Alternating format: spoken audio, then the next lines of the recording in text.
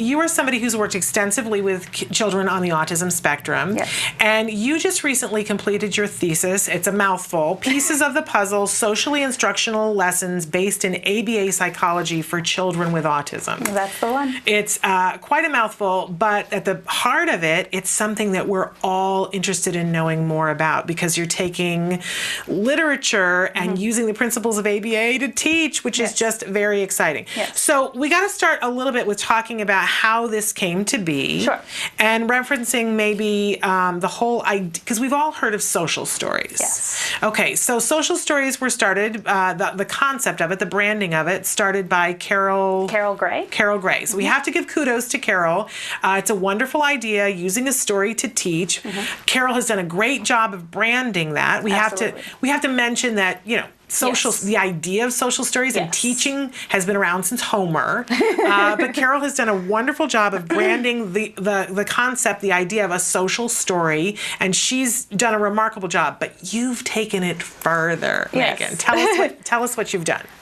So I have been working with CARD as a therapist for almost 2 years now, and I had a client around the same time that I was taking a children's literature class in my graduate school, and my client at the time needed a social story, and I didn't find the describing the situation in general as all that helpful for her, but it was more the behaviors that were going on that were causing disruptions in the situation.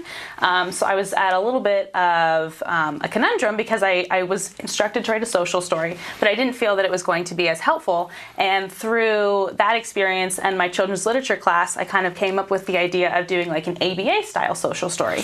And I found that was really helpful in the implementation of correcting her behavior to something that's more socially acceptable. And so I was really excited by that, and it inspired me to kind of continue, and thus came my thesis. So. And really remarkable, because you went, I feel, a step above and beyond, because you've written a bunch of these ABA-based educational stories to cover a plethora of different things that could be going on. So many of the things that we as parents deal with, things like being able to put things away, taking a breather before doing homework, starting homework, breaks during homework, rewarding yourself for a job done, finishing schoolwork, preparing for the day, even things that are practical like waking up. Right, yes. One of the first ones in there that I just absolutely love has to do with a kid who's crabby in the morning when he wakes up. And you've got a social story that addresses all of those things, that takes, what I love about it, Megan? It shows perspective taking. It gives the kid an opportunity to feel what they're feeling. Yes.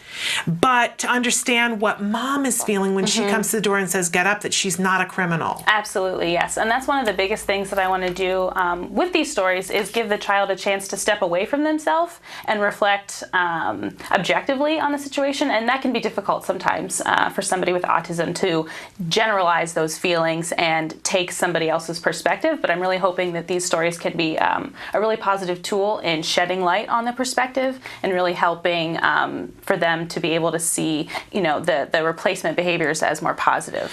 And it's done in such a seamless way that you can read the story and you've got the questions that go with it to talk through with the individual so that they're learning from it. It really is all there for you. And you have this wonderful teaching moment.